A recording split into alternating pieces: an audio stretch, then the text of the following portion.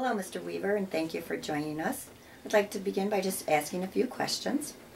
First, can you please describe the transition from the traditional cameras to the digital video camera production using the digital 8mm format?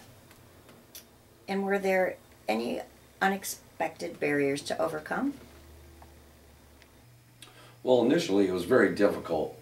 I've never edited video on personal computer before, and now we had the tools to try to attempt this. Well, to get over that learning curve or that hump was very difficult, and actually I preferred the old ways and resorted back to the old ways of using the video machines instead of editing on personal computer. You still had videotape.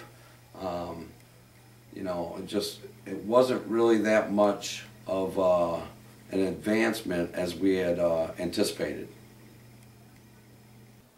So how did you initially feel about the new cameras after the purchase? Well, initially I was very excited to start editing with the new machines, shooting and editing with the new machines. But you know, after a couple months of attempting this, that excitement soon subsided and actually got me pretty frustrated. So, you know, I was not all that thrilled with the new format. Immediately after the purchase, what was your take on the usability of the new video cameras and the minimum 5 years plan for the implementation of these devices? Well, after we got the new machines in and I had some time to master the applications, I certainly thought that they could last, you know, the 5 years that it was predicted to.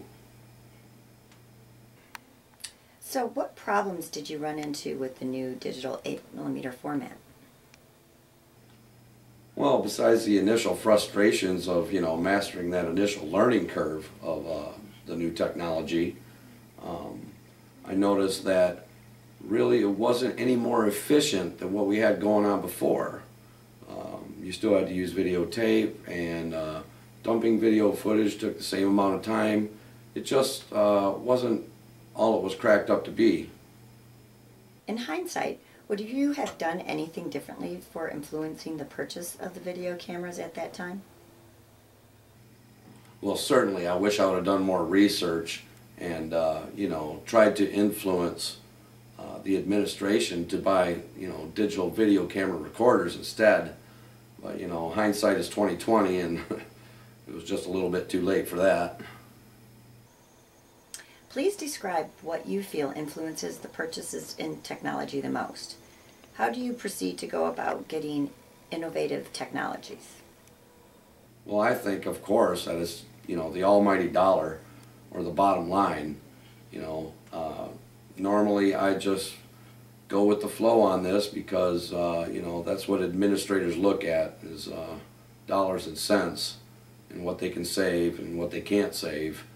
And, well, this just didn't turn out how we thought it would be. So can you please briefly describe your experience with the digital 8mm cameras, and what, if anything, would you do differently today? Well, quite frankly, the purchase of the Hi8 machines was a nightmare, you know. It was quite ridiculous in the time and effort that we wasted on this investment, quote-unquote investment, and I really wish we'd have took more time to elaborate on you know, the futures of digital video instead of you know, concentrating on the day that was at hand in the Hi8 machines. Thank you, Mr. Weaver. We appreciate you for joining us for this interview.